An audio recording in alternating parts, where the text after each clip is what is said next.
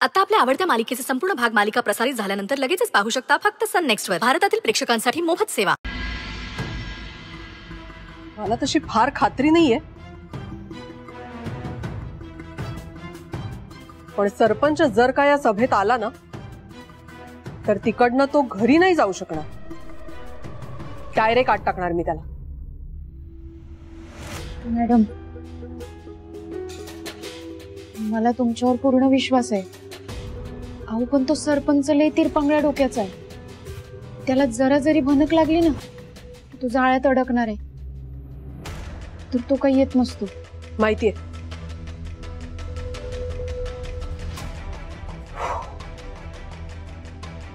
आणि याचीही कल्पना आहे की मी तुला जे आश्वासन दिलंय ते मी अजून पूर्ण नाही करू शकले. हीच केस हुलकावणी देते मला. पण जर का तो सरपंच सभेत आला तर काही तो माझ्या तावडीतून नाही सोडू शकणार आणि न्यायाच्या दिशेने आपण एक पाऊल पुढे टाकणार.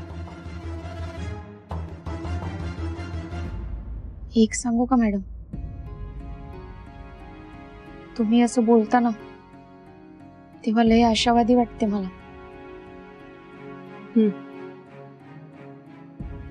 स्वानंदी, या केसच्या बाबतीत लक आपल्याला आत्ता तरी हुलकावणी देतंय.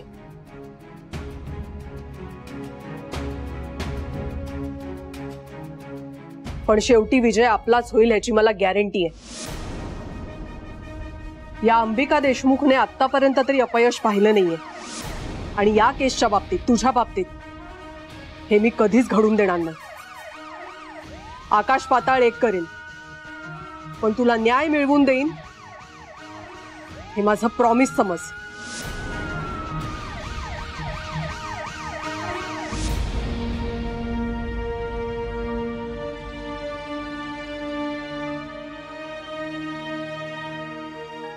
देवी आई तुम्हाला यश देव. साहेब, हे प्रभाकर नगरकर, लासलगावचे सरपंच. अरे असू दे प्रभाकर. साहेब, तुम्ही आमच्यासाठी देव आहात.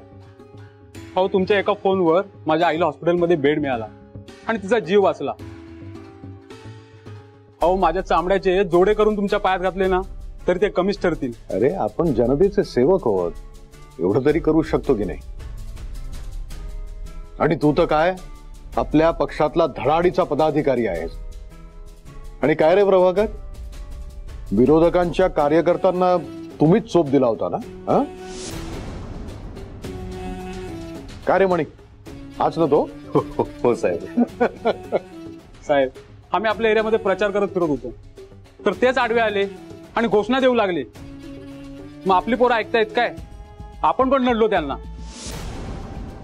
काल पोलीस मध्ये आले म्हणून वाचले, नाहीतर त्यांचा विषयच क्लिअर होता. प्रभाकर, थंड डोक्याने काम करायचं.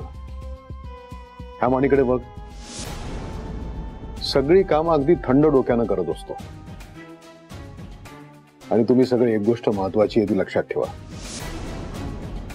राजकारणामध्ये डोक्यावर बर्फ आणि जिभेवर साखर ठेवायची, तरच आपण यशस्वी होऊ शकतो. वर प्रभाकर, तू बाहेर जाऊन थांब. सगळे पदाधिकारी आले की मी येतो. जा.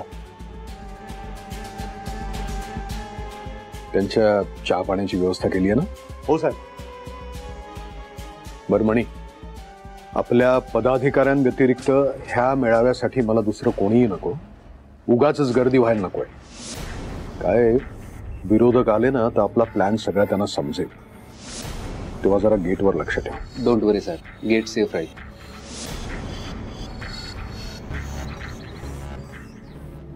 नमस्कार. नमस्कार साहेब. नमस्कार. हो, जाऊ शकता. नमस्ते.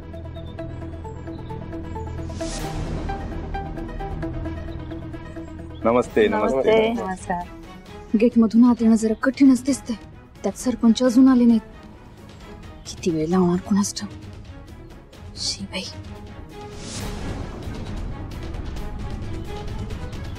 नमस्कार मॅडम. नमस्कार मॅडम. सर्व ठीक आहे ना? हो मॅडम, कार्ड शिवाय कोणालाही सोडत नाही. हो मॅडम, मनी सरांनी सांगितल्याप्रमाणे पदाधिकाऱ्यांशिवाय आम्ही कोणालाच आत सोडत नाही. बर,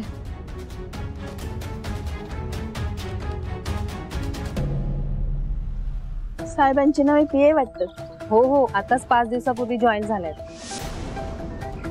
काय सरपंच आहे हा, फोन उचलायचा नाही तर घेतो कशाला काय माहिती.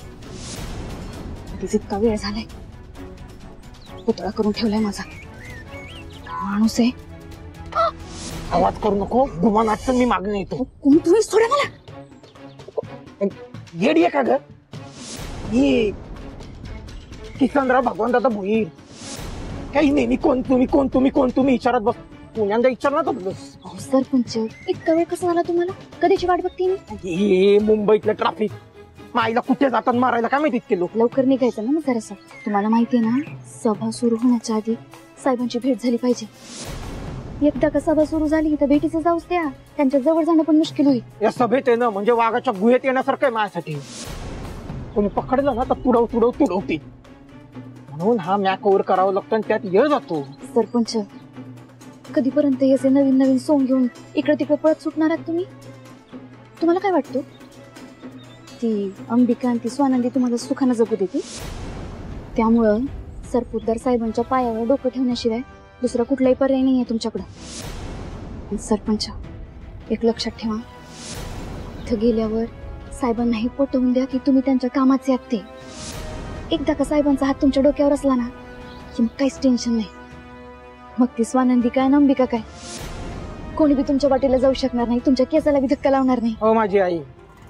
नाही, आमच्या आबांनंतर तूच मला सल्ले देणारी. चल आता. चल काय चल, तिकडे आत बघताय ना, गेटवर राक्षस उभी आहे. तुम्हाला काय वाटतं, कोणा बी आलतू फालतूला आत जाऊ देती? हे समज निस्तरलं मी काय करणार आहे माहितीये का? विचार बरं काय काय हो, तुझी जीप कापणार आहे. हे चुरू चालायला लागली, आलटू फालतू.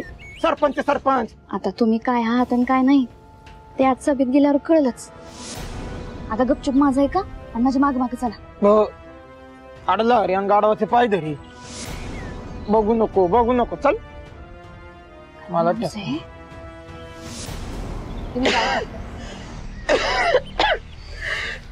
हो साहेब, कुठं चालला?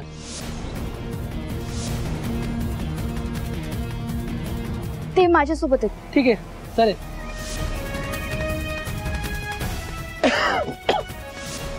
मनी, आपल्या पक्षातल्या महिला पदाधिकारी ज्या आहेत त्या येणार आहेत ना आपल्या मेळाव्याला? म्हणजे त्यांच्यापर्यंत पोहोचलायस ना तू? हो. जर मेळाव्यात महिलांची टक्केवारी कमी दिसली ना तर उगाच हे विरोधक आणि पत्रकार त्यांना विषय मिळेल सगळ्याला. नाही पण साहेब, त्याची काळजी करू नका, निश्चिंत राहा.